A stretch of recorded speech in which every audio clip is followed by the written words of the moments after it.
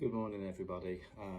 Just wanted to record a quick video. Really, I hate doing these, as I've said on many previous occasions, but it's Monday morning, full of energy, not, but just wanted to kind of really speak to my colleagues who are also preparing for their shift today, getting their scrubs on, getting their medical equipment ready, and just begging you, just imploring you to do the right thing. That's all I'm asking. In the last couple of weeks, really, in the last couple of months, really, it's become blatantly obvious what's happening here with these jabs. I've been speaking about it for months and months now. In fair isolation, really, watching my colleagues who have had the bravery to speak out, disciplined, regulatory, harassment, struck off in many cases, and it seems that it's a trend for anyone who would speak out against the narrative, despite the apparent protections from freedom to speak up, guardianship and whistleblowing that the NHS supposedly provides. Guys, I'll put it to you straight, really, that even in this last week, I'll give a few examples. I've seen people in their 30s having strokes. Who've had strokes, shall I say, after 24 hours after the jab. I've seen two really tragic cases this week. One when I was working in London, where a lady's 31 and she's got metastatic cancer, fully jabbed. I think she had 4. Didn't see this lady directly, but that doesn't happen. She leaves behind 2 children. 2 children. Even this week in the practice that I'm at today, we've had a chap who 3 weeks after his first jab went from marathon running to dilated cardiomyopathy, and he's now on at least 10 drugs and had further jabs despite going into acute heart failure, and has been told it's genetic. I've seen people given jabs that are out of date. I've seen people that have been given jabs under heavy coercion. For example, last week I saw somebody who went in to have the flu jab and said that he was not allowed to have the flu jab unless he had the COVID jab at the same time. I also saw a child that was given the influenza jab intranasally and was given the COVID jab without parents' knowledge at another surgery. These things are stacking up now, and I'm seeing tragedies. I'm seeing blood clots in young people. I'm seeing heart problems in young people. And it's just got to stop. As you put your work gear on today, look yourself in the mirror, ask yourself, what do I want to achieve from today? Why did I choose this career path? I'm begging you guys, I'm begging you. I'm seeing so much carnage in my private clinic. I'm seeing so much autoimmunity developing, so much, even a chap over the weekend, on the same day as his Pfizer jab, he developed a movement disorder, which they're calling Parkinson's disease, but got worse with each subsequent COVID-19 jab that he was administered, up to 4, when he said, no, that's enough now, and being gaslit. I know people that have had Guillain-Barré syndrome, transverse myelitis, MS type presentations that are just not getting the help from their doctors. It's just tragic to hear the stories of the gaslighting and the dismissing of the vaccine being any sort of role in this, even if it's a matter of days. These coincidences just keep coming thick and fast. Even in the last month, I've seen 4 men trying to conceive, 4 men at different places, and they have a condition called azoospermia, not one single functioning sperm. The amount of fertility and memory issues I'm seeing in young people, 40-year-olds coming in saying that they can't remember what they went to the shop for, or they're repeating themselves like they're 92 years of age with Alzheimer's.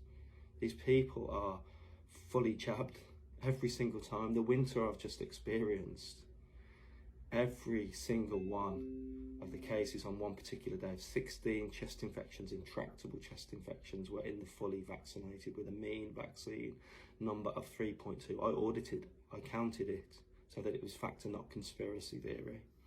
All day long I'm told that I'm spreading misinformation, conspiracy theories. That's the line my regulators have taken, but no one will debate me, rebut me, show me the error of my ways, show me, put their arm around me and say, Dave, you got it wrong, which I'm more than prepared to be. But it's beyond all reasonable doubt now, really it is. It's beyond all reasonable doubt every single day. I've got 20 patients this morning, 20 in the afternoon likely, and I'm sure I'm going to see a good proportion of them that have been affected adversely by this jab. It's time to speak out, guys. Let's do it, please. This 1 or 2 doctors speaking out, it's not good enough. It's not good enough. We're strong and safe in numbers. What are they going to do, strike us all off? At the same time, they can't do that. They proved that with the mandate for the NHS staff. I beg you guys, the amount of tip-offs I'm getting from doctors, midwives, nurses, even just last week, the midwives telling me what they're seeing at our local hospital maternity unit, the babies that are having problems. I mean, the one midwife said that the babies were coming out underweight and syndromic, which was a concerning phrase to use. Placentas being delivered, unhealthy placentas, intrauterine growth retardation, cardiac problems in mothers having normal vaginal deliveries. It just doesn't happen. Just doesn't happen. The amount of fetal distress in emergency sections. It has to stop, guys. I beg you, as we start this week, I beg you to please speak out, have the bravery. I keep getting told that, you know, we can't speak out because of the disciplinary. We've seen what they've done to you, Dr. Cartland. That doesn't wash. Neither does the fact that, you know, I've got mortgage and I've got kids and I've got a car and I've got all of those things over every other dissenting doctor. We are protected, guys, and we are protected as long as we always use the facts. Stick to facts, stick to clinical experience, and you cannot go wrong. That's all I will say. Please, guys, today consider it. Considering joining those brave doctors that have spoken out across the world. The momentum's building. There's been a massive shift, particularly in those vaccinated, and I've realised in the last few weeks and months that it is the vaccine that has caused their ill health. I pray that you realise that it's the right thing to do and it's time to stop as we consider rolling out yet another spring booster campaign. I'm hearing it across the land in Cornwall, spring booster campaign. Some people really considering 8 and 9 of these novel gene-based, I'd say therapeutics, but there's not a lot therapeutic about them because they don't work.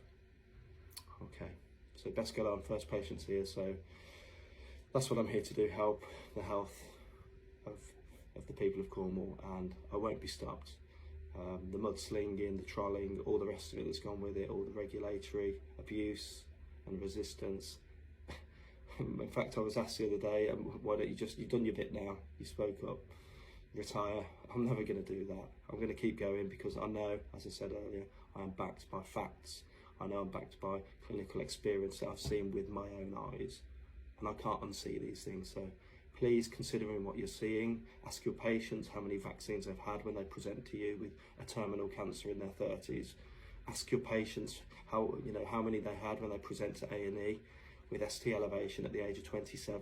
How many jabs did they have? Please, guys, I'm begging you, stand with us, the few people that have risked it all. Have a great day.